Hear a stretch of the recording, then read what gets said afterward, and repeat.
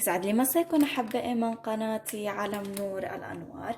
اليوم أحبائي مثل ما شايفين أنا عندي هيدي، بعتقد تقريبا الكل بيعرفها بس قليل ما بيستخدموها. هيدي كتير حلوة للحامض وللليمون. ما تتخيلوا قديش حلو. هلا أنا رح افتحها قدامكم واستخدمها للحامض. جيب سكين وافتحها هذا الشكل. هيدي مثلا اذا انتم كنتوا عاملين سلطات او عاملين اي شيء بتستخدموها. هيدي اليوم انا اشتريتها وتجربتي فيها الصراحة كتير حبيت. هيدي عندنا هون القاعدة، حفتحها هيكو شو حلوة. انا عندي هاي كمان بفتحها من هون، هي شوي قاسية. اوكي هيدي كيف بدنا نعملها هلا رح تشوفوا كيف. انا عندي هون احبائي رح اغسل بس هيدي.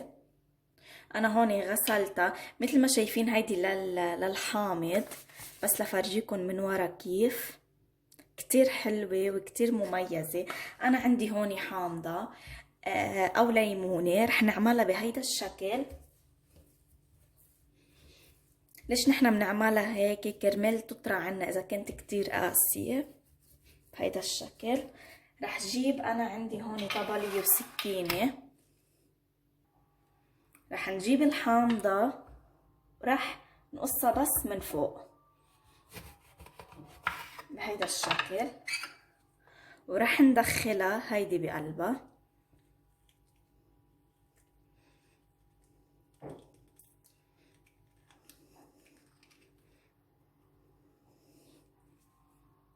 هلا رح نحطها هون. شو رأيكم؟ شي حلو كتير. هيدي فيكم تستخدموها اذا عملتوا سلطات. هلا هي بس بدها شوية وقت. اوكي مشي حالها، بلشت تعطي. بس لفرجيكم، شفتوا هون نقرب شوي على الكاميرا. الله ريحة الحامض بتعقد. بنصحكم انكم تجربوها او تجيبوا منها لانه كتير حلوة ومفيدة. فينا نستخدمها لامور كتيرة. بنصحكم انكم تجربوها. بتمنى اذا كنتوا من متابعين الجدد وعجبك محتوى قناتي بتمنى انك تشتركي بالقناة وجربيها اذا حبيتيها او اشتريها وحطيهم على السلطات او فيك تحطيها كمنظر كمان. والحلو فيها انه فينا نسكرها هيك ونحطها بقلب البراد بس بدنا نحن نستخدمها. ما تتخيلوا انا شو فادتني للصراحة. كتير حبيتها. انا بصراحة قبل بمرة جايبة وحدة فحبيت لكم عنها. بتمنى انها تنال اعجابكم